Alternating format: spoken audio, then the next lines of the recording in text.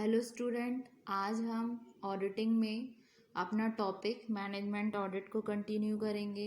आज हम ऑडिटिंग में एडवांटेजेस और एडवांटेजेस या फिर इसके इम्पोर्टेंस ऑफ मैनेजमेंट ऑडिट के बारे में समझेंगे।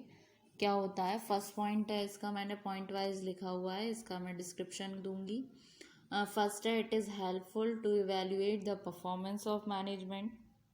इसका मतलब क्या है कि मैनेजमेंट ऑडिट जो होता है वो एसेस करता है एफिशिएंसी एग्जीक्यूटिव्स की डिफरेंट लेवल ऑफ मैनेजमेंट में। ठीक है, तो on the basis of recommendations of business, मतलब रिकमेंडेशन ऑफ मैनेजमेंट ऑडिटर्स के आधार पर एक सुटेबल प्लान जो होता है मोटिवेशन का, वो मे बी अडॉप्टेड होता है। किसके लिए? For better work performance. ठीक है, अब सेकंड पॉइंट आता है, to establish good relations with management.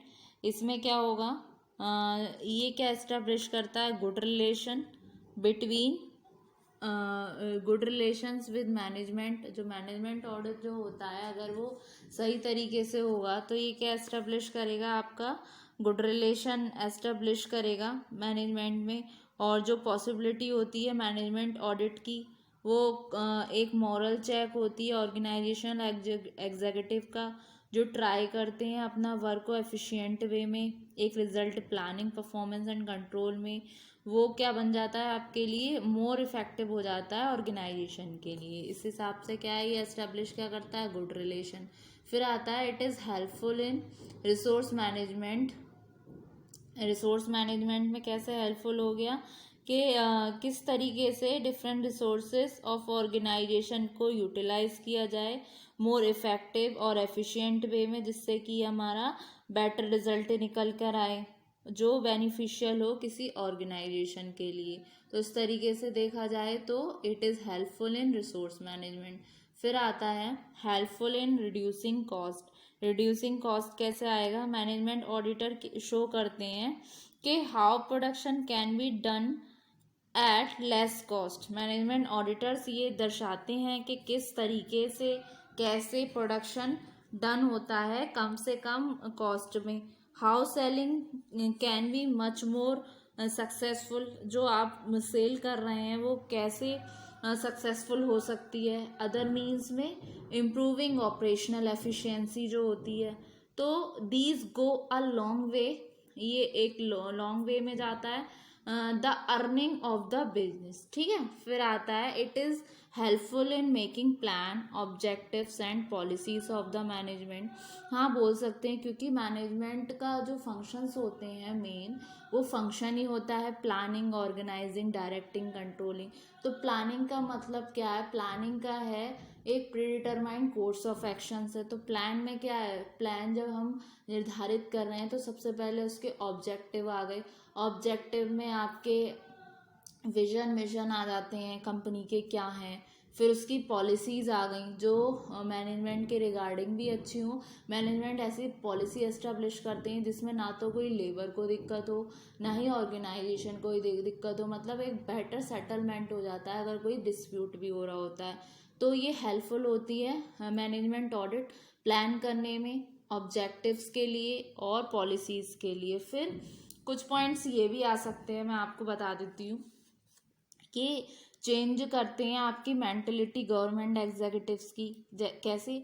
जब मैनेजमेंट ऑडिट डन होता है गवर्नमेंट डिपार्टमेंट्स में, तो ये कॉज है एक चेंज का मेंटलिटी ऑफ गवर्नमेंट एग्जीक्यूटिव से, क्योंकि वो उनका वर्क जो है कॉन्शियस हो जाता है वर्क इन गवर्नमेंट में। तो ऑफिसेस क्या होता है, वो भी अपना काम फास्टर करते हैं। ठीक है, फिर ये नॉलेज देता है अबाउट सिकनेस ऑफ प्राइजेज, जैसे कि conducting a management audit in sick unit, किसी सिक एंटरप्राइजेज में हो गया तो जो रियल कॉजेज जो होते हैं सिकनेस के, वो डिस्कवर्ड होते हैं, जिससे हम अकॉर्डिंगली अप्रोप्रिएट कर सकते हैं स्टेप कि कौन कौन से स्टेप्स लेने चाहिए।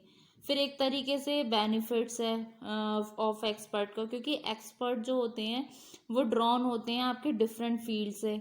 मैनेजमेंट ऑडिट टीम में, तो एक जॉइंट रिपोर्ट जो निकल कर आती है सेवरल एक्सपर्ट की, वो कवर करती है सारे ही एस्पेक्ट, सारे ही रूप बिजनेस मैनेजमेंट के, जो केवल किससे पॉसिबल हो सकता है, आपके मैनेजमेंट ऑडिट से। ठीक है, अब आती हैं कुछ क्वालिटीज़ मैनेजमेंट ऑडिटर की। तो ये बहुत ज़रूरी है जानना। Management audit compulsory is not compulsory, ज़रूरी नहीं है अकॉर्डिंग टू लॉ के, लेकिन एक ऑर्गेनाइजेशन फ्री है रिगार्डिंग किसके, appointment and remuneration of management auditor के। तो ये डिपेंड करता है upon the situation that whether a charter accountant should be appointed, मतलब जो चार्टर्ड अकाउंटेंट है, सीए है, वो अपॉइंटेड किया जाना चाहिए एज मैनेजर मैनेजमेंट ऑडिट और एन अकाउंटेंट। तो commonly a management auditor must have the following qualities, कुछ क्वालिटीज़ होनी चाहिए।